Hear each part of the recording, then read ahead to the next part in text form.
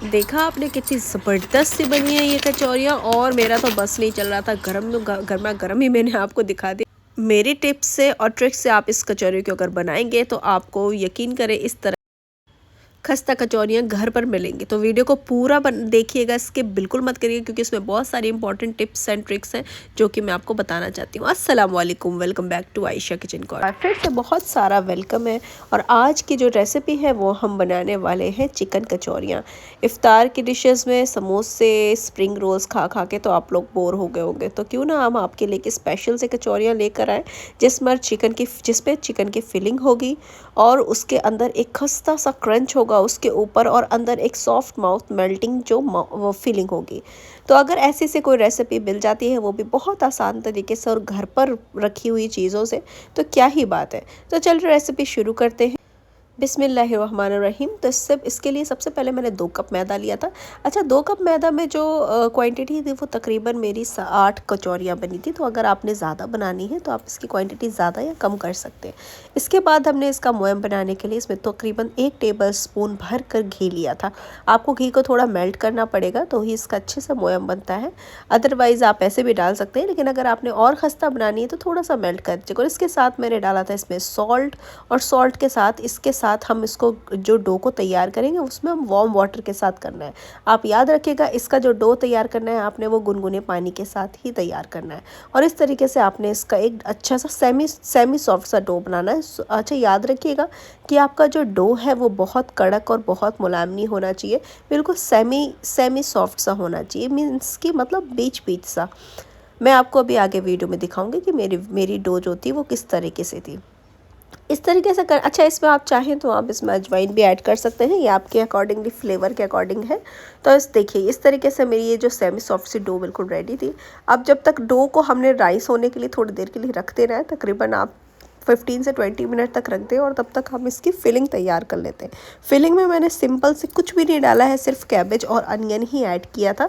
आप इसे चॉपर में चॉप कर लें क्योंकि ये अंदर फिलिंग होगी, तो इसके लिए आपकी वेजिटेबल्स का चॉप होना बहुत ज़रूरी है। याद रखिए, अगर थोड़ी सी मोटी वेजिटेबल्स आती हैं तो बच्चों को या जो वेजिटेबल्स नहीं पसंद करते उनके लिए मुश्किल होगा। और यकीन करें ये कचौरियाँ बच्चे मज़े मज़े से खाएंगे कि आपसे मांग मांग के खाएंगे। ये बनती ही इतनी शानदार है।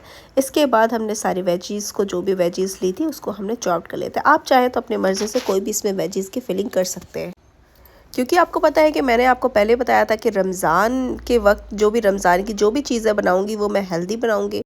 तो इसमें हमारे पास कोई भी चीज़ें जो अनहेल्दी नहीं है। लाइक इसमें हम चिकन की फिलिंग कर रहे हैं, इसके साथ ही साथ हम इसमें सारी वेजिटेबल्स ले रहे हैं। वेजीज़ आप अपने अकॉर्डिंगली ले सकते हैं, जो भी आपके पास उस वक्त अवेलेबल हो। मेरे पास कैबेज और अनियन अवेलेबल था। और दूसरी बात ये है कि इसमें जो बहुत ज़बरदस्त सा जो इसका जो टेक्स्चर आता है, जो टेस्ट आता है वो कैबेज के साथ आता है। तो कैबेज को मेरे हिसाब से स्किप मत करिएगा, और इसके ऐड अगर आप लेना चाहें तो आप ले सकते हैं, आपको जो भी वेजीज़ पसंद हो। अच्छा, इसके बाद मैंने जो था ना ये कीमा, इसका चिकन के जो थोड़े से ब्रेस्ट के पीसेस थे मेरे पास, और उसको मैंने इस तरीके से सारा कीमा बना लिया था। अच्छा, ये जो फिलिंग बना रही हूँ ना मैं, ये फिलिंग ज़्यादा है बन गई थी मेरे पास, तो इसको मैंने स्टोर करके रख लिया आगे अलग रेसिपीज़ के लिए। तो अगर आपके पास कम भी चिकन है ना तो आप उसका ही बना सकते हैं, या ज़्यादा सा बना के रख लें, जिससे आप पराठे वगैरह भी बना सकते हैं इसमें अंदर ऐड करके। यकीन जाने पराठे वगैरह भी बहुत मज़े के लगते हैं, क्योंकि नेक्स्ट मॉर्निंग मैंने इसकी फिलिंग के पराठे भी बनाए थे और वो बहुत ही मज़े के लगते हैं। अच्छा, अब आ जाते हैं फिलिंग की तरफ, जो कि फिलिंग बहुत मज़े की बनने वाली। कुछ नहीं करना है, आपने सिंपल एक पैन में सारी चीज़ों को इसमें ऐड कर देना है, मीन्स वेजीज़ को भी और चिकन को भी आपने ऐड कर देना है। और इसके बाद आपने थोड़ा सा इसमें ऑयल भी शामिल करिएगा, याद रखिएगा। और इसके बाद अब हम इसको थोड़ा थोड़ा रोस्ट करेंगे। इसको रोस्ट करना है, लाइक इसको पकाना है। पकाना किसके साथ है? हमें पकाना है इसको अदरक लहसुन के साथ है। इसके साथ मैंने इसमें क्यूमिन पाउडर डाला था, थोड़ा सा रेड पेपरिका पाउडर डाला था, थोड़ी सी चिली फ्लेक्स, एंड इसमें नमक पड़ा था, थोड़ा सा चाट मसाला डाला था मैंने, थोड़ा गरम मसाला डाला था। ये सारी चीज़ों को ऐड करिएगा, फिक्र मत करिए, मैं सारी चीज़ें डिस्क्रिप्शन में आपको लिखवा दूँगी मेज़रमेंट के साथ साथ। जो मेरे अकॉर्डिंगली मेज़रमेंट है वो उसमें डाल दूँगी। अच्छा, और इसमें जो सबसे मज़ेदार सा फ्लेवर देने के लिए आपने इसमें अजवाइन ज़रूर से ऐड करनी है। अजवाइन इसका गेम चेंजर जो इंग्रेडिएंट है, उसको प्लीज़ स्किप मत करिएगा, क्योंकि यही एक ज़बरदस्त सा फ्लेवर देगा, जो कि एक अलग सा इन्हेंसिंग फ्लेवर देता है। अच्छा, अब इसके बाद हमने क्या करना है, स्प्रेडर तैयार कर लेना है। इसके लिए मैंने तकरीबन 2 टेबलस्पून कॉर्नफ्लावर लिया था और उसी तरह से सेम मैंने 1 टेबलस्पून भर के इसमें घी ऐड किया था और इसके साथ ही साथ मैंने थोड़ा सा रिफाइंड, थोड़ा सा, ज़्यादा नहीं, 2 टीस्पून इसमें रिफाइंड ऐड कर दिया था क्योंकि बिकॉज मेरे पास जो घी था वो बिल्कुल सॉलिड फॉर्म में था, तो वो बिल्कुल से मेल्ट नहीं हो रहा था, तो इस वजह से। और तकरीबन 1 टेबलस्पून इसे भर के हमने बेकिंग पाउडर लेना है। जी हाँ, बेकिंग पाउडर लेना है, बेकिंग सोडा नहीं लेना है, याद रखिएगा। आप यकीन करें कि जब आप इस तरीके से बिल्कुल जैसे मैं रेसिपी आपको बता रही हूँ, अगर उसी तरीके से आप बनाते हैं तो एक बार मेरी तरीके से रेसिपी बना के देखिए और आप फिर बोलेंगे कि वाकई क्या कचौरियाँ बनी थी। और इसका जो स्टार्टिंग में मैंने आपको दिखाया था कि इसका जो टेक्सचर है, इसका जो क्रिस्पीपन है, वो आपने पहले ही देख लिया है। अच्छा, ये सारी चीज़ें मैंने तैयार कर लिया था। जब मैं फिलिंग तैयार कर रही थी तो फिलिंग के साथ ही साथ अभी ये मेरा जो डो है वो भी रेडी हो गया और अब इसके बाद मैंने इसको इक्वल पार्ट्स में इसको डिवाइड कर लिया है। डो को इक्वल पार्ट में डिवाइड करना इसलिए ज़रूरी होता है क्योंकि जिससे अगर हम जो भी रेसिपी बना रहे हैं वो हमारी इक्वली रेसिपी बने। सबसे पहले मैंने जो था ये इस तरह से 5 पार्ट्स में डिवाइड किया। मैंने सोचा कि इतनी बड़ी बड़ी बना लेते हैं। फिर जब मैंने इसके पेड़े बनाए ना, तो मुझे लगा कि ये पेड़े जो है वो थोड़े बड़े हो रहे हैं, मतलब बड़ी बड़ी बन रही है, तो मैंने सोचा अब इसका हाफ कर लेते हैं। अच्छा, जब इसका हाफ किया तो टोटल मेरे पास जो पेड़े रेडी हो गए थे वो थे 8 पेड़े। 8 पेड़ों को मैंने डिवाइड कर दिया। इसके बाद मैं अब इसमें फ़िलहाल आपको स्क्रीन पे अभी 9 दिख रहे होंगे, लेकिन इसके बाद मैंने इसमें 8 कर लिया था, जो कि ये बिल्कुल बराबर से हो गए थे, लाइक मतलब मीडियम साइज़ के हो गए थे। अब आप चाहे तो इसके अपने साइज़ के अकॉर्डिंगली कम छोटा भी कर सकते हैं। अब इसके बाद आपने ले लेना है इस तरीके से कोई भी एक सरफेस को आपने ग्रीस करना ज़रूरी है, जिससे आपका ये जो डो है वो चिपके नहीं, स्टिकी सा ना हो। और इसके बाद अब आता है इसका ज़बरदस्त सा एक साइड जो आपने बनानी है। अब देखिए इस तरीके से आपने क्या करना है। इसके 3 राउंड होते हैं, इस कचौरियों को बनाने के लिए 3 राउंड होते हैं। बहुत ख्याल से बातों को सुनिएगा और प्लीज़ इसको वीडियो को स्किप मत करिएगा क्योंकि इसमें बहुत इंपॉर्टेंट ट्रिक देने वाली हूँ मैं। इस तरीके से आपने इसको बेल लेना है बेलन की मदद से। और अब इसके बाद आपने ये जो हमने जो लेप बनाया था, ये लेप को आपने इसमें चिपका देना, इस तरह से, मतलब इसको ग्रीस कर देना है। ये ग्रीस कर रहे हैं हम बेसिकली।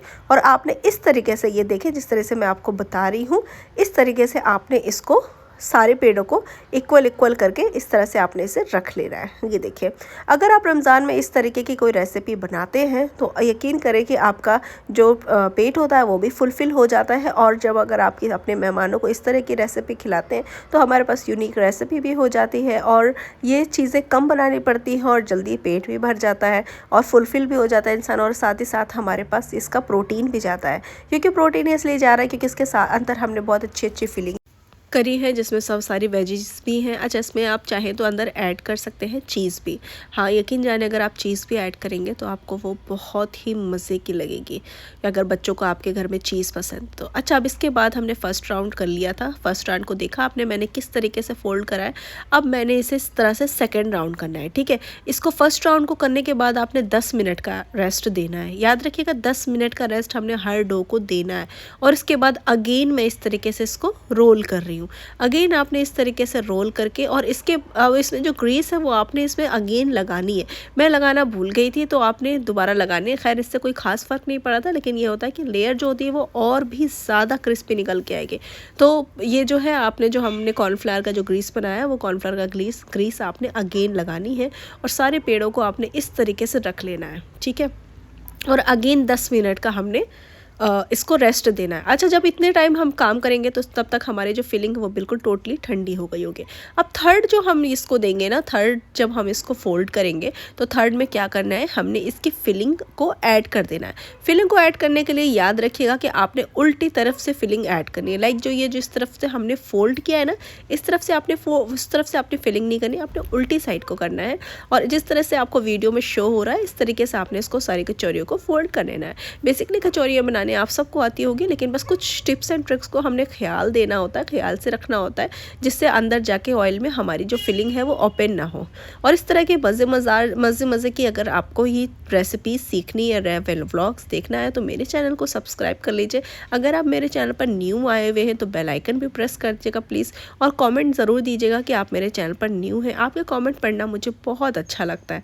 इस रमज़ान में आपके साथ बहुत ही ज़बरदस्त रेसिपीज़ शेयर करूँगी जो आपके रोज़मर्रा की ज़िंदगी में अपने आपके बच्चों के लिए हेल्दी भी होगी, क्योंकि मैं कोशिश करती हूँ कि मैं आपके साथ वो चीज़ें शेयर करूँ जो हेल्दी हो, क्योंकि आपको पता है ओवर जंक फूड वगैरह तो आप सारे खा ही रहे होते हैं। तो क्यों ना मैं ऐसी कुछ चीज़ शेयर करूँ जिससे किसी की हेल्थ बने, क्योंकि सबके घर में बच्चे हैं, मेरे पास भी बच्चा है, तो मैं चाहती हूँ कि मेरे घर में वो चीज़ बने जिससे आपको फ़ायदा हो या आपके बच्चों को फ़ायदा हो। आप यकीन करें, मैं घर में केक, कुकीज़, बिस्किट सारी चीज़ें बनाती हूँ, लेकिन उसमें ना तो मैं रिफ़ाइंड शुगर और ऐड करती हूँ, ना उसमें किसी चीज़ कोई मैदा ऐड करती हूँ, और ना ही उसमें कोई चीनी ऐड करती हूँ। मैं सारी चीज़ों को हेल्दी बनाने की कोशिश करती हूँ, बिकॉज़ मेरे पास एक 4 इयर्स ओल्ड बेटा है, तो मैं उसके हेल्थ के लिए बहुत कंसर्न रहती हूँ। अच्छा जी, अब आते हैं, अब हमने इस तरह से कचौरियों को 10 मिनट के लिए अगेन रेस्ट दे देना है। मतलब आप समझ गए होंगे, तीन राउंड हमने करे। फर्स्ट राउंड हमने इस तरह से रखा और सेकेंड राउंड फिर रखा फिलिंग की तरह से। थर्ड राउंड में जब हमने फिलिंग करी है तो फिलिंग के बाद हमने 10 मिनट रेस्ट करके, अब इसका सबसे इंपॉर्टेंट टिप ये आती है कि इसे आपने ठंडे ऑयल में डालना है। या याद रखिएगा, गर्म ऑयल में बिल्कुल नहीं डालना है इसे ठंडे ऑयल में आपने डालना है। और ठंडे ऑयल में डालने के बाद अब आप इसे छोड़ दीजिए, मतलब इसे आपने थोड़ा सा 5 to 7 मिनट के लिए मीडियम आंच करके आपने छोड़ देना है, तब तक ही जब तक कचौरियाँ अपने आप ऊपर नहीं आ जाती है। आप देखिएगा थोड़ी देर बाद कचौरियाँ अपने आप ही ऊपर आ जाएंगी। उसके बाद आपने इसको पलटते हुए अच्छे से दोनों हर साइड से आपने इसको सेक लेना है। ये देखिए, आप चाहे तो आप इसे इस जगह पर एयर फ्रायर भी कर सकते हैं, एयर फ्रायर पर भी बिल्कुल क्रिस्पी बनेगी। लेकिन अगर यहाँ पर आप इस तरह से तल रहे हैं तो आपने फिर इस तरीके से ही टिप एंड ट्रिक इसको फॉलो करनी है। तकरीबन 7 मिनट हो गए थे ये हमारी कचौरियों को पकते हुए, तो इस तरीके से। और अंदर के फिलिंग पकाने की भी ज़रूरत नहीं है, क्योंकि ये सारी चीज़ें जो है वो ऑलरेडी पकी हुई थी। बस जो हमने तय लगाई हुई थी, इस तय को ही अच्छे से अंदर तक क्रंच आना था। और इसके बाद आप यकीन करें, इसे बिल्कुल भी ऑयल नहीं होता है। या आप सोचेंगे कि अगर हम धीमी आंच पे पकाएंगे तो ऑयल होगा, बिल्कुल भी ऑयल नहीं होता है। आप यकीन करिए, आप बना कर देखिएगा, फिर आपको पता लगेगा। और इस तरीके से हमारी सारी कचौरियाँ जो थी वो बिल्कुल तैयार हो गई थी। और इस वक्त मेरा बेटा भी आ चुका था और उसको बिल्कुल जो था वो सब्र नहीं हो रहा था कि मैं किस तरीके से जल्दी खा लूँ। और ये देखें, कितनी मज़ेदार सी खस्ता सी कचौरी आपके सामने है। आप मुझे दुआएं देंगे और बाहर से कचौरियाँ लाना बंद कर देंगे अगर आप एक बार अगर ये रेसिपी आप मेरी ट्राई कर लेते हैं तो आपने ये रेसिपी ट्राई करनी है। मुझे कमेंट करके बताना है कि आपको ये रेसिपी कैसी लगी, या आप कचौरी कैसे खाते हैं, कि कचौरी को आप सॉस के साथ, चटनी के साथ सर्व करें और मुझे दुआएं दें। और लाइक कमेंट शेयर लाजमी करिएगा। अगर आप वीडियो पसंद आई हो तो आगे शेयर भी किया करें अपने दोस्तों को, जिससे टिप्स एंड ट्रिक्स पता चलती रहे।